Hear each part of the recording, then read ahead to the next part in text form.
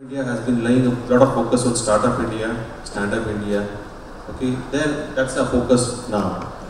Under the Stand Up India, the government of India has said that every bank branch will finance at least one SC, ST and one women entrepreneur. That is the focus. And all these loans, all these people are given hand-holding support. See, many banks give loans, but hand-holding support is not coming. So SIDBI has created a platform for providing, both loans as well as hand-holding support to these people. And we have over 13,000 people, 13,000 organizations across the country which are enrolled in this. There is a portal called standupmitra.com.in. You may please visit it, and if you want, you can register yourself. So especially women and for SC/ST. That's the first thing. Second thing is the startup. Under the startup scheme, government has been focusing on having more and more startups, because basically startups creates more jobs. Government doesn't create job, public sector are not able to create many jobs. So government feels that if we have more and more startups, we'll have more and more employment opportunities and more and more wealth distribution and wealth creation. So they have set up a 10,000 crore fund, and through this fund, MSMEs, innovative MSMEs are funded. So this is, again, we have one website. Why I'm telling this, because I can't go through the entire thing, but I'm just giving you pointers for you to go back and have a look at it. We have Stand Up Mitra and Startup Mitra. These are two things. Please visit this, and it gives, in this Startup Mitra, in fact, it gives a whole ecosystem of the industry there. What sort of venture capitals are there? What sort of incubators are there? Accelerators are there? Everything is provided here. So this will give you a thing. Apart from that, SIDBI has been working with the government of India, aligning with the government of India scheme, Make in India scheme, and we have set up a fund called Smile Fund, under which we give below 10% rate of interest for new units, expansion, and other things. This also, all the details are available on our website called sidbi.in. So these are three things which I would like to talk about. Apart from that, SIDBI does a lot of things which I would not like to confuse. But maybe during the question and answer sessions or during the interaction, we could throw more light on other things. Thank you.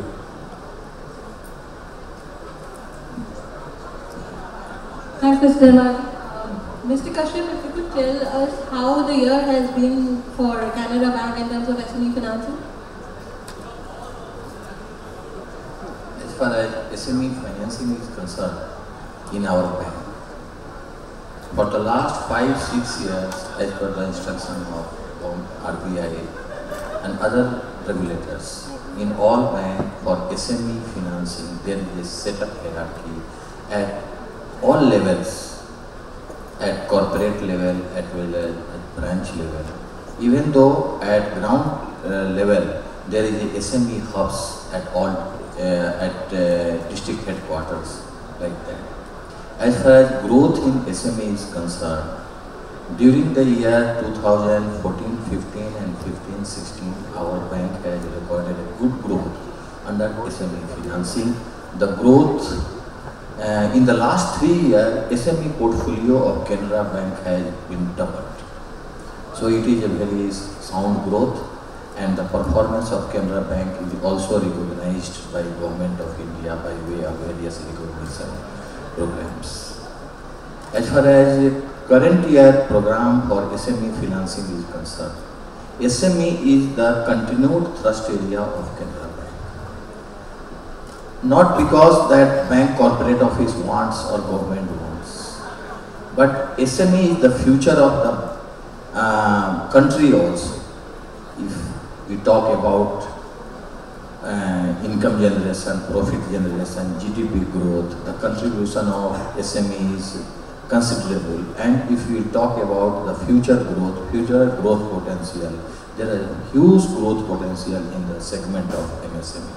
So we have to give thrust on this segment, and the thrust will increase year after year. So those persons who want to select this SME segment, there is a huge potential. I will just convey from this forum that you can go ahead with your program. We have to identify the proper project as per your interest, as per your capital, and as per other factors which is essential for a successful entrepreneur. You have to do like that. As far as schematic finance under SME is concerned, we have lot of schemes to meet the requirement of, I can say, almost all the SME clients. And even though if a particular scheme is not available, our SME focused units are there. They are making a survey of a particular locality. They found that if a specific, area-specific scheme can be developed, it is being developed, area-specific scheme, and accordingly we are making the credit requirement of the MSME entrepreneurs. In addition to MSME financing, we have other assistance to SMEs also. If you want to develop MSME project, you are doing something for that. For that purpose, we have also a centralized processing center. You can approach and you can get your project appraised so that you can get the finance from not only Canara Bank, in any bank in the India. And certainly if you are getting the proposal formed by Canara Bank, the Canara Bank branch will certainly give the weightage for it. If some MSME entrepreneurs are there, they are already engaged in MSME activities, and if they want to avail the Canara Bank services, we have some separate portals also. On that you can display your products, and many of our SME clients are getting good leads and they are able to sell so many products by way of this also. So in the segment of MSME, always we are trying our level best to increase our credit flow, and the credit should reach to the ultimate beneficiary at the shortest possible time. I hope that many of the entrepreneurs in this area and entrepreneurs who are participating in this program, if they have some proposal, they can contact the nearby branch as well as some SME hubs in their area so that they can get the credit facility at the earliest. Thank you. Thank you, Mr. Kashyap. Meanwhile, when we were discussing offline about the collateral-free loans that Tata Capital has given, would you tell more to the audience about it? Hi, good afternoon. I am Neeraj representing Tata Capital. We have an array of products which caters to customers' loan value from 5 lakh to 60 lakhs, which is a totally unsecured collateral-free exposure. And as we're discussing the SME focus right now, this loan segment caters to small traders, small manufacturers, ancillary manufacturers and vendors of Tata and other organizations. And we have separate programs, income-based programs, turnover-based programs, programs for doctors, CAs, and the loan ranges from 5 lakhs, 20 lakhs, 30 lakhs and up to 60 lakhs. And we have different pricing segments basis the customer's needs and his financial status. Different turnover programs from a 50 lakh annual turnover to upwards, and we lend to bigger organizations also. Our corporate book, our secured lending programs also support the larger institutions, wherein we have a strong customer base and a strong distribution network across the country. We have a 74,000 crore group with book currently today, which I think we've registered a 23-24% growth basically in the small loan segment, especially in the MSME and SME segment. So definitely we are partnering the country's growth and we are there. And please approach us across the country from all spheres and traders especially and small manufacturers. We are there to support.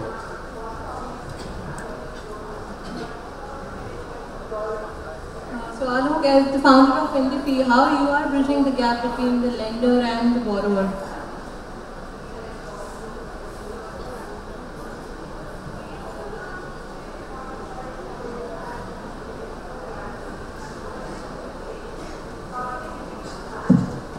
Thanks, Priyanka.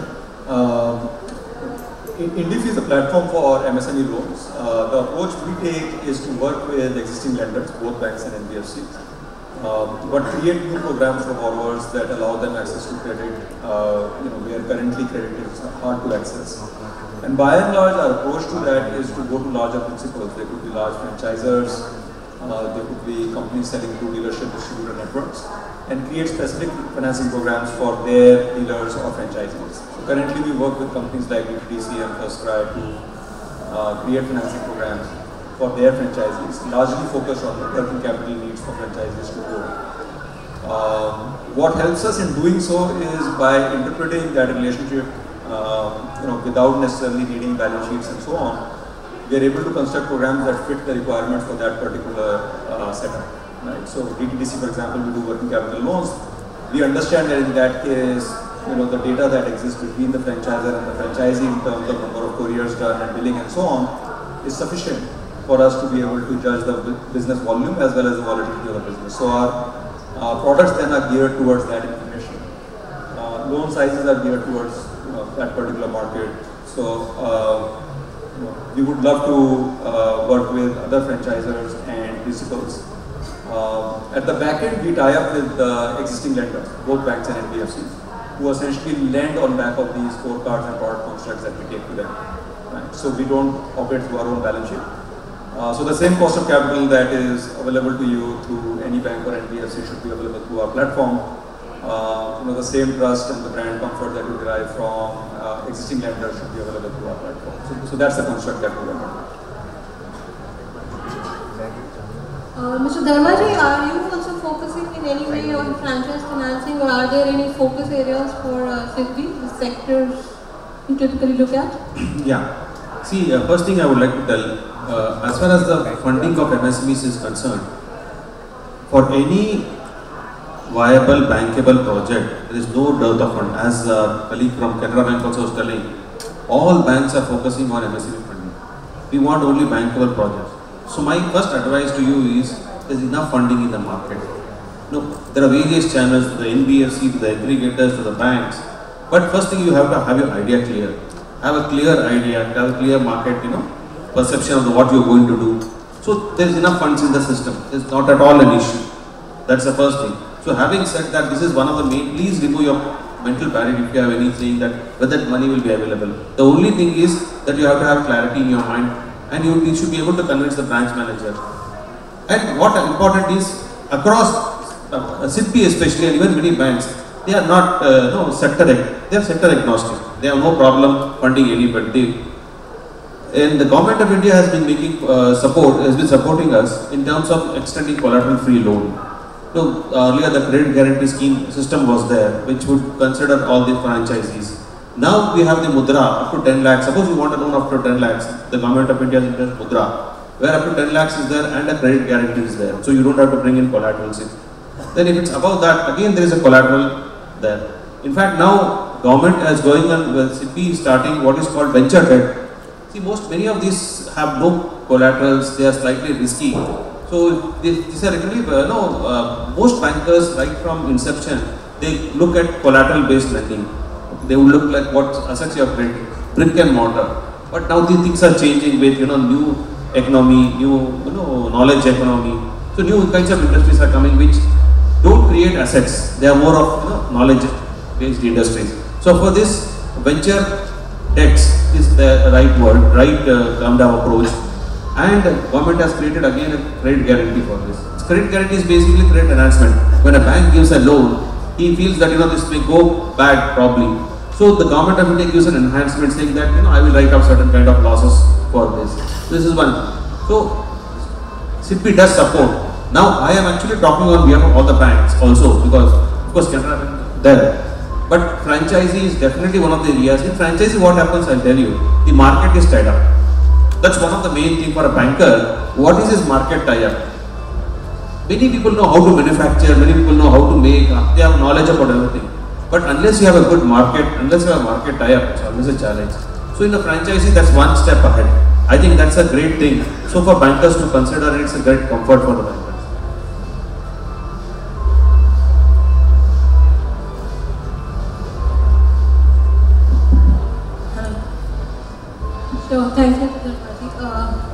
Kashyap, any focus areas for you or maximum applications you have seen from which sector?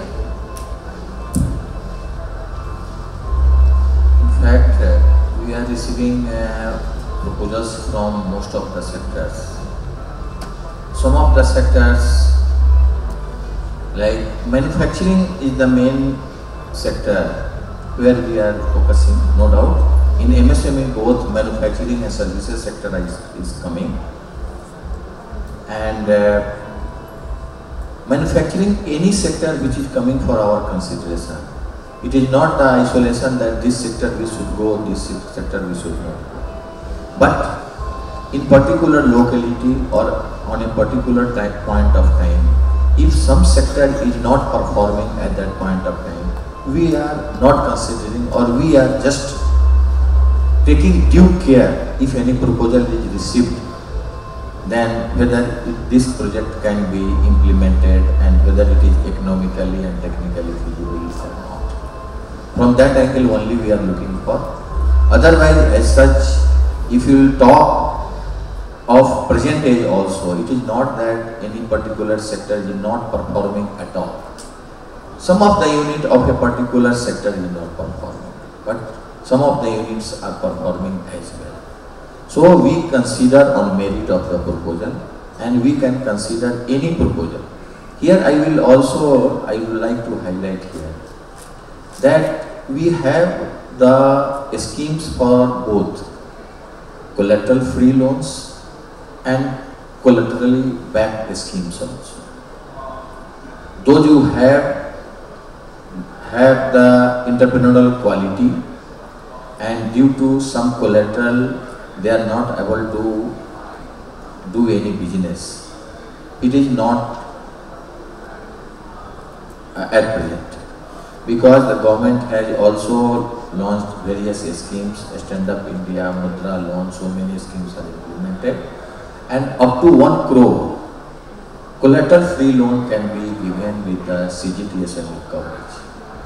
So if any entrepreneur is there and he is qualifying the other parameters, we have some checklists where we are giving the marks to a MSME entrepreneurs. Suppose in that checklist, if any entrepreneur is qualifying 60 marks out of 100 marks, then we are going for that financing of that project. On the other hand, if some entrepreneur is having the collaterals, they are getting some benefits if they have collaterals by way of reduction in rate of interest, reduction in margin.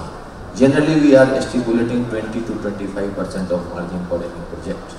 But you have sufficient collaterals, then bank gives some leverages to you, and up to 10% margin also we are considering. If you have some collaterals, you are getting a benefit of 1% or 1.5% in rate of interest as well. So all type of schemes are there. You have to come forward, you have to formulate a schemes. Once an entrepreneur is coming to us, we are taking some preliminary inquiry and preliminary investigation with that entrepreneur. And many a times we find that they are not having sufficient information. Okay, we are the lender, we are financing you. If your project goes bad, it is not only that bank's money has become bad, your capital has also become bad. So if any mismanagement in any entrepreneur or in any activity is taking place, it is affecting the entrepreneur first. After that, only lenders are affected with that. So you have to do the sufficient groundwork, you have to collect enough information, you have to also gain some experience about the activities. Then you have to select a particular business activity, you have to formulate the project. You have to, here I would also like to say that you have to formulate the project from your own hand. Many people, they go for some specific CA and other things. They have a standard set of project, just they will do some changes and they will give the project. But once we are talking about that project report, then we are finding that the promoter is not aware of the facts which is mentioned in the project report.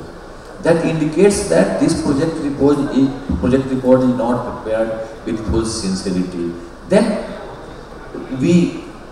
our confidence is not, we are not so confident to taking up the project and financing that. So you have to form the project properly, then you have to come to the bank. In bank, as our CDB has told, that there is no dearth of fund. We have to lend. Many times we are increasing the exposure of the existing borrowers. We are not getting good proposals. We are not getting good entrepreneurs.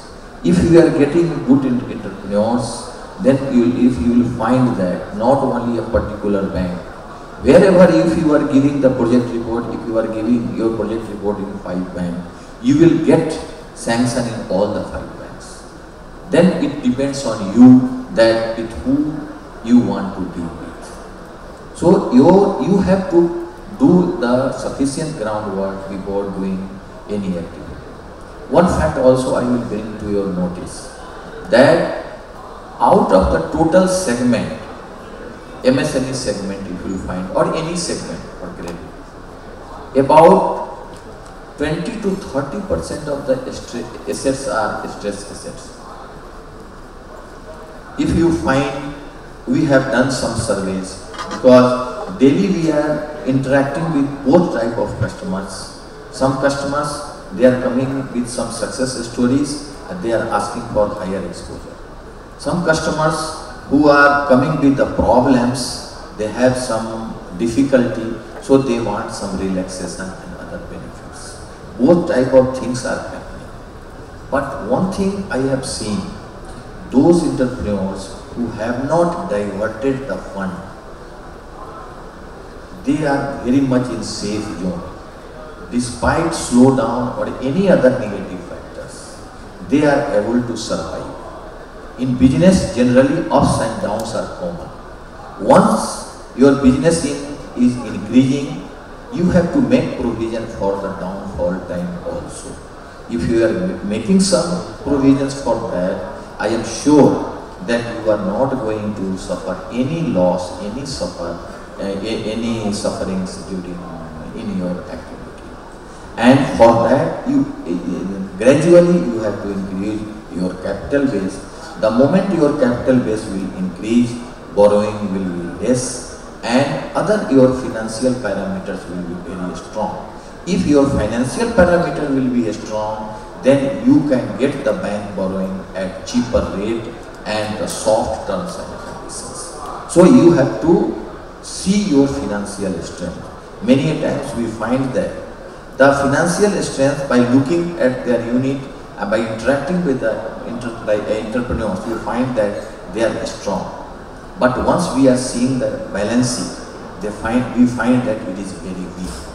So kindly you concentrate on your balance sheet also, because it is the financial document which is prepared by you only. So if you are showing that financially I am weak in papers, and you are speaking that I am financially strong otherwise, it becomes difficult to consider your particular. Thank you. Mr. Kashyap, needed same question for you. The maximum applications received from which sector or which sector has got maximum exposure in terms of SME financing? I would rather answer it in a different manner. We've actually increased focus in the tier 2 and tier 3 cities. And we've opened schools and not opened schools, opened financing schools and smaller educational institutions, trusts and societies which run and govern institutions. I think there's another private bank in that same space. Today, in the private lending space, we are only 2 banks or NBFCs that are lending to those institutions. So that's one area of focus. Secondly, these smaller vendors for our Tata group, since they are a large group and other bigger corporates. So that's one focus area. We're focusing in these smaller cities, cities like Pantnagar, cities like Rudrapur, cities like Lucknow, Kanpur, Agra. We've gone aggressively and started lending. And there are these traders now, small traders have become our focus segment. So these increased activities have really shown promise, and we've aggressively lent to such profiles. Ancillary units, auto ancillary, commercial vehicles and passenger cars in the last 4-5 months has really shown promise, and huge surge in sales has been seen. So we've also gone aggressive in financing the vendors and ancillary units of automakers. So that's another focal area. We have a rental program also. People who have offices and residential units which attract rentals from corporates. I think us and HDFC Bank are two financiers which are lending against rentals. The amount, although small, we are lending a maximum of 25 lakhs of unsecured exposure against the receivables. So that's another area, because people have multiple properties these days, and the smaller industrial houses and business houses have multiple properties. So we've used that as an opportunity to expand our lending ability there. And today the presence has also increased, like I mentioned, in the tier 3 cities. So that focus has given us a maximum distribution. जो भी product, the kind of increase that we've seen in our books, maximum has come from tier 2 and tier 3 cities. Because Delhi, Bombay, Bangalore, these cities have a limitation to expand. So the real expansion is coming from tier 2 and tier 3 cities.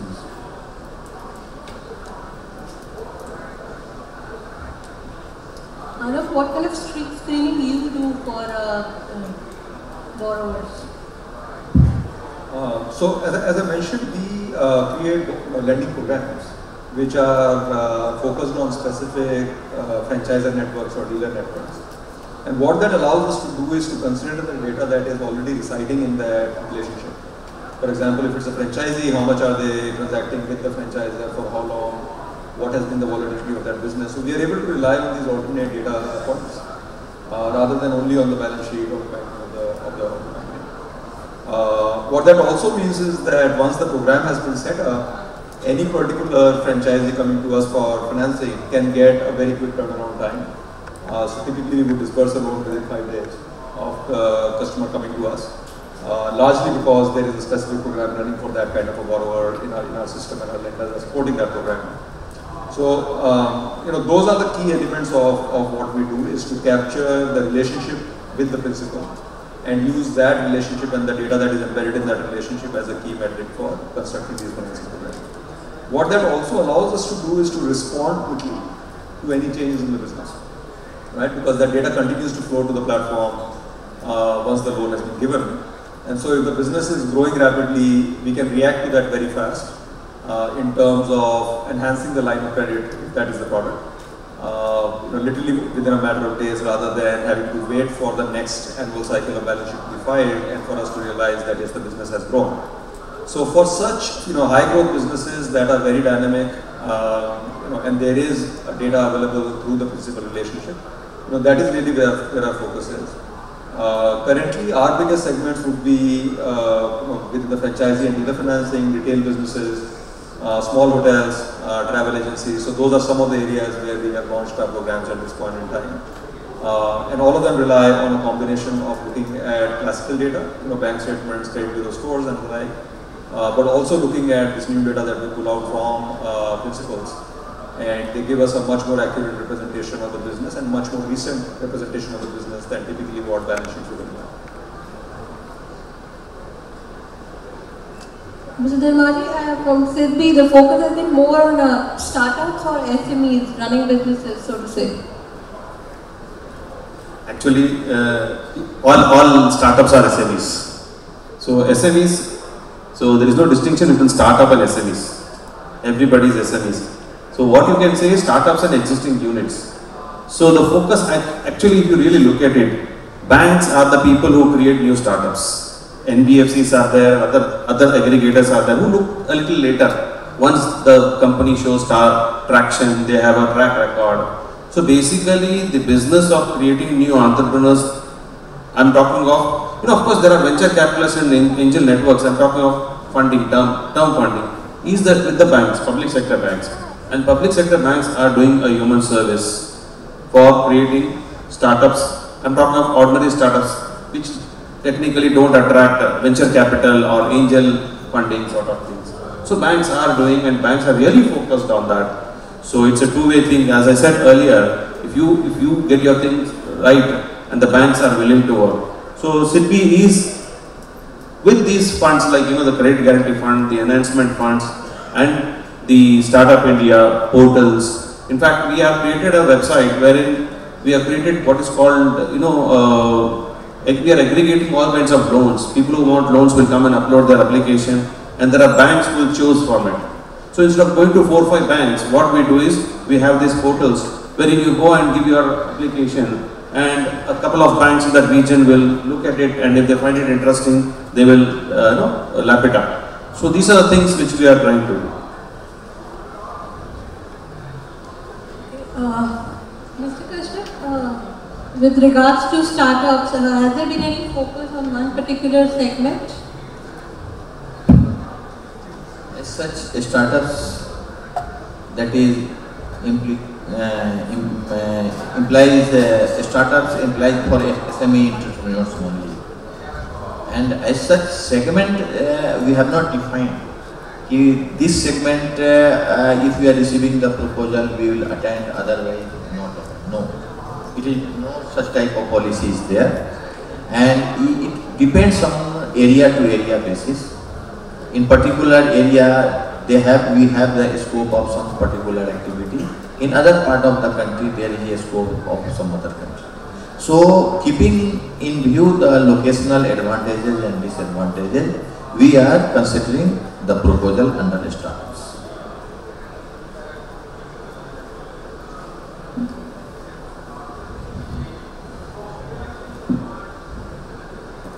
Neeraj, at Tata Capital, you've been funding businesses who are running for last 3 years. Is that so? Minimum criteria for a good credit is existing businesses. We do not fund startups. Ramesh rightly mentioned, nationalized banks and institutions like SIDBI, they fund startups. We fund existing businesses and expansion programs. So Alok, you have been in the venture capital side also, you've been an entrepreneur now as well. So if you have to give somebody advice, okay, what's the way forward? Should you look at NBFC, the banks, or going for equity raise? What would it be? See, the kind of risk that equity investors will take is very different from the kind of risk that banks and NBFCs would take towards providing debt. Right? Fundamentally, those are the equity risk is about building up something from scratch where there is no history to getting to a point where it's a stable business. Typically, debt investors will not take that risk. Right? So I think entrepreneurs need to be aware that there is a difference between risk capital, which is equity, and between debt capital, which essentially is geared towards growing the business once it's stable. And so I would advise entrepreneurs not to run after debt capital unless they've got a viable business in place, not just a project core. Now, there are certain situations in which at the startup stage itself, you can attract that capital. One classic example is, again, in the franchisor setup, if there is a strong franchise, right, then for setting up a new franchisee outlet, you can get that capital because there the risk has been bounded and assessed on basis of the franchisor's brand and the franchisor's business and market assessment. Right. Similarly, we are beginning to provide debt to certain startups where there are credible payers who they are doing business with, right? So invoice discounting kind of arrangements. You can start to bound that risk in terms of debt capital and not just in terms of equity capital. So there are some situations where companies can start to raise debt capital sooner than later. But by and large, these are two very different models. The expectations of angels and VCs also is to invest behind high risk, high return projects. Right? So they are assuming high mortality rate. I've been an investor in about 35 companies as an angel investor. Right? I understand that 25 of them will go bust. Right? And so obviously my expectation of the rest 10 is to more than make up for all the losses and then provide me with some returns, right? Which will not come if the company is growing at 10%, 50% year on year. So that is the kind of risk that angel investors and VCs are looking for, not just okay with. That is what they want. Because ultimately if they want 2-3 times of their money over a 10-year period, counting for losses which are going to be 70% mortality rate, then the successful ones must really give them 10x or better. Right? Debt investors are looking for exactly the opposite. Right? They are not looking for you to take risks where your company might die. They are looking for moderate risk, right? Where your company might grow by 15% or 25%. Right? But if you start taking a plan which has 100% year-on-year growth and corresponding risk attached to it, to debt investors, they will feel very nervous about it, because when someone's charging you a 10%, 12% rate of interest, they cannot deal with mortality of the business. Right? So I think entrepreneurs must realize these differences between angel, VC, equity risk oriented investment versus debt, and that will allow you to channelize your energies behind the right kind of investors than just knocking on doors and knocking on wrong doors, which is frustrating. So, Mr. Dharmali, SIDBI has its venture arm also. So what kind of entrepreneurs you have been seeing typically applying for debt financing and what for equity financing? In SIDBI, we have a venture company, SIDBI Venture Company, which is a regular venture capital company where, as Alok said, high risk, high return kind of projects are looked at. It could be started, it could be later stage. So we look at high risk and high return. But apart from that, SIDBI also started what is called the risk capital scheme. See, under the risk capital scheme, what happens is that when you go to a venture capitalist or an angel network, there is a question of valuation of the company. There is question of giving a part of the company. But many people may not be willing to do it. So what SIDBI did is we started a risk capital scheme, which is mezzanine kind of funding. So we give it as a convertible option. It's a debt basically, but it is a mezzanine type. So that is taken, and then we have an option to convert if the company the promoter can exit by repaying. But in case of venture capitalist, the challenge is always how will you exit? But in the case of a venture debt, rather risk capital, it's easy. So for smaller companies, the smaller ticket size, and people would not like to dilute their equity, the risk capital is there. So that is a risk capital option we have in SIDBI. Canara Bank is the question about a specific scheme for women entrepreneurs? We have some schemes for women entrepreneurs also to promote the women entrepreneur. In that scheme, we are giving concessional rate of interest. We are also giving considerations in relaxing the collateral comfort, and under that scheme, we are financing up to 50 lakhs of rupees under the relaxed terms and conditions. So, and we can cover under maximum MSME. This I am talking about MSME activities only. So we have some schemes for women, specialized schemes.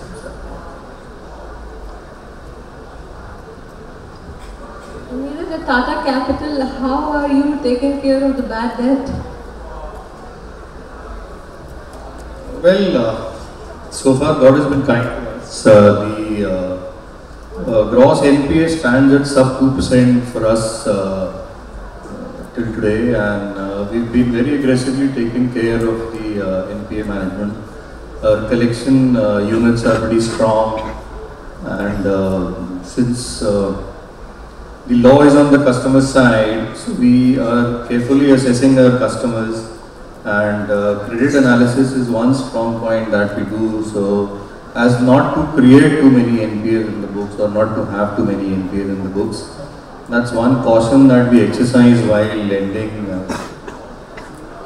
Plus we're slightly flexible also on the side of risk management in terms of taking cautious calls. We don't take aggressive calls on, like I said, we don't fund startups because as Alok also clearly mentioned, there are 75% companies which do not make it up.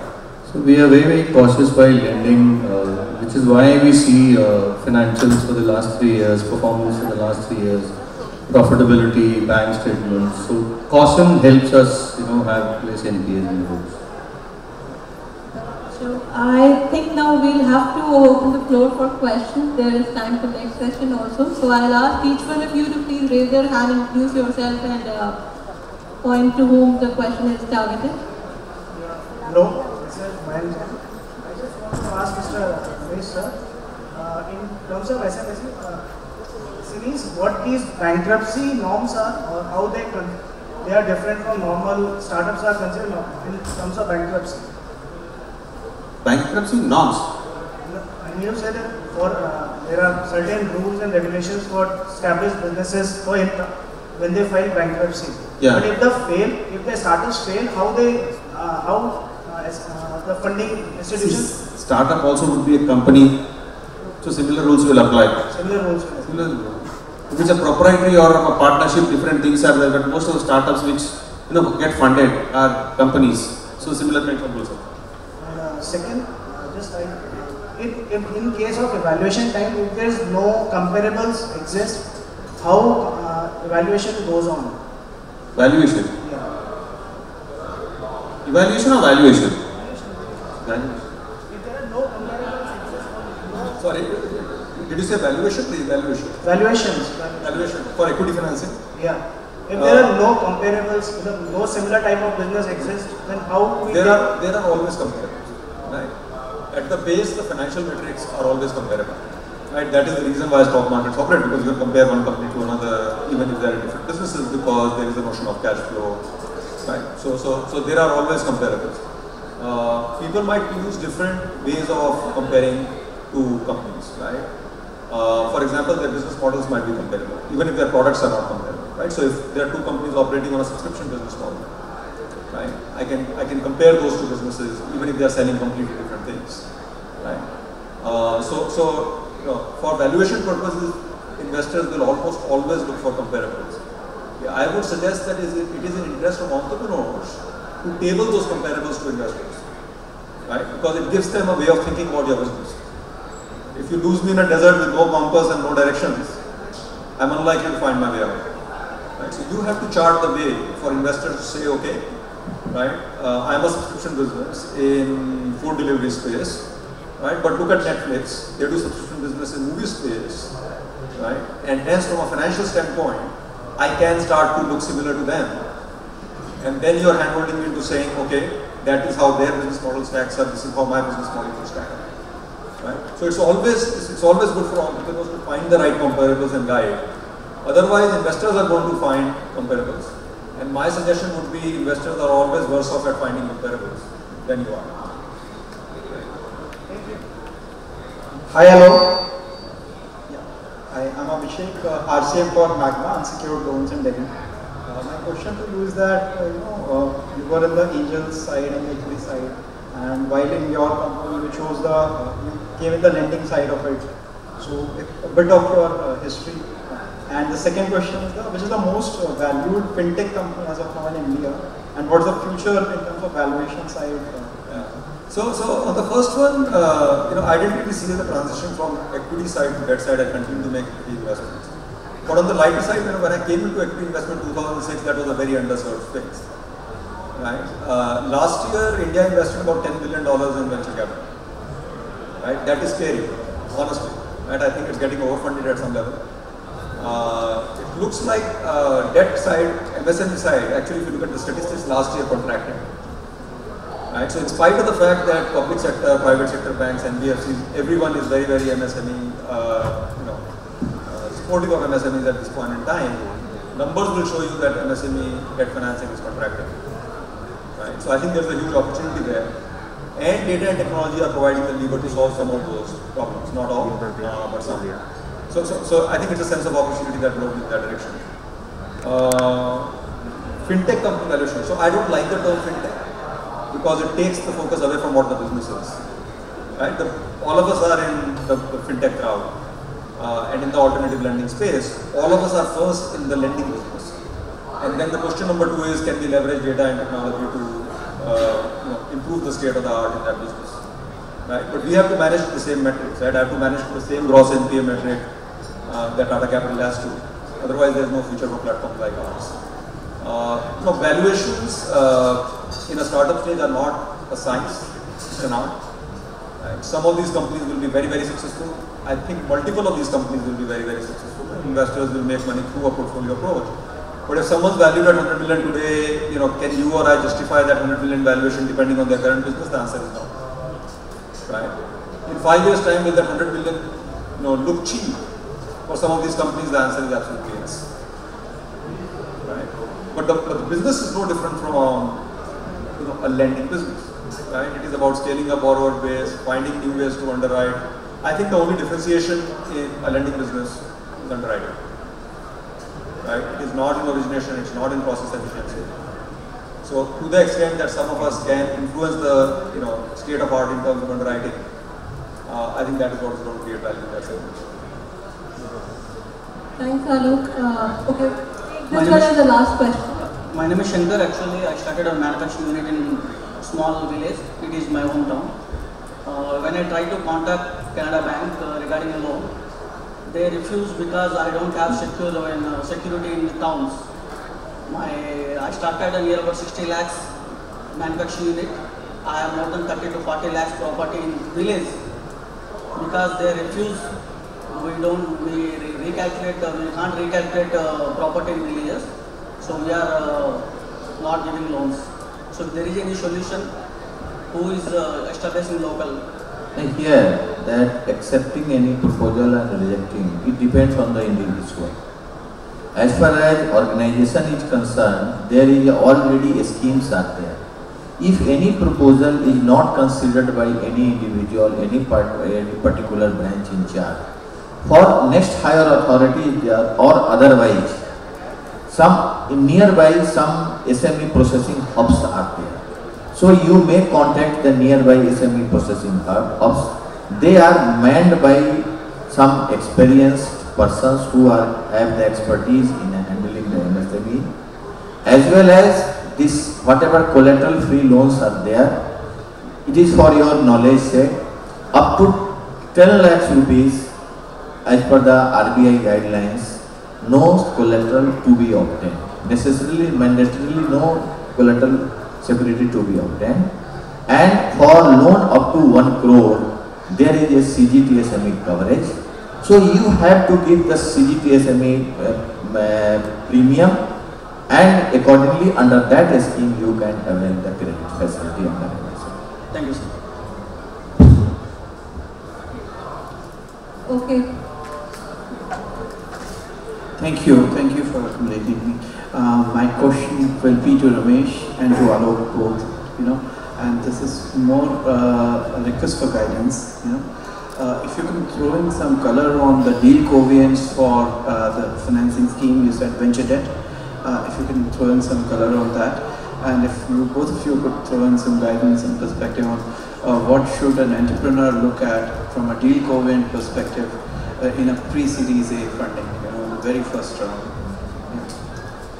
See, as far as the venture debt is concerned, it's a new concept that has come. Because right now it's term lending, equity, so venture debt is something in between, especially with respect to knowledge industries and high-risk industries. Exactly. So this is basically facilitation Government of India is doing through the what is called the credit guarantee, wherein these kind of industries which do not create assets are funded by banks. Now banks are averse to it. So that is the basic motivation for this kind of a thing.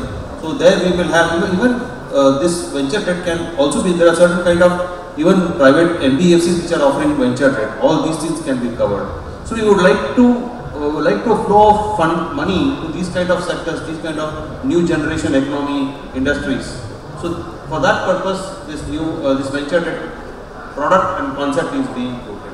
And you have what is the limit that you have set for venture debt typically? Limit? Yeah. There is no limit. Right now, SME definition is there is no limit.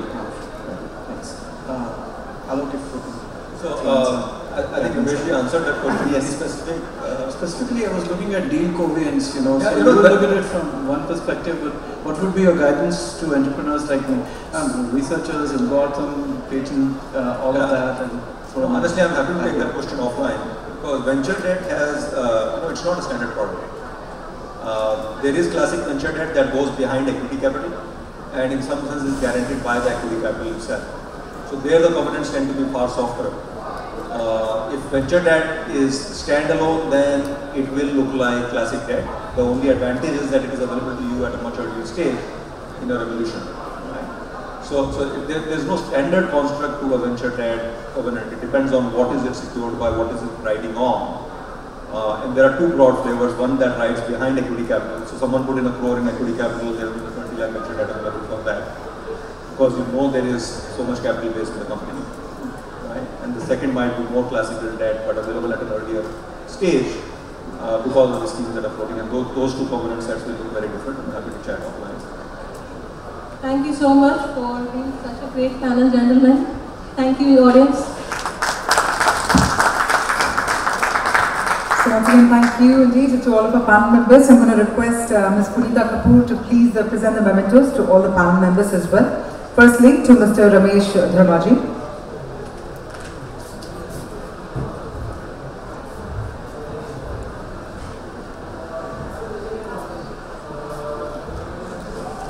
To Mr. Alok Mittal.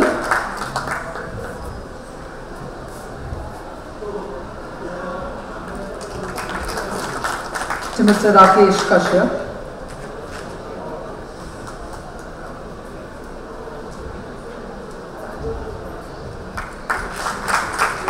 And to Mr. Neeraj Vikram Singh.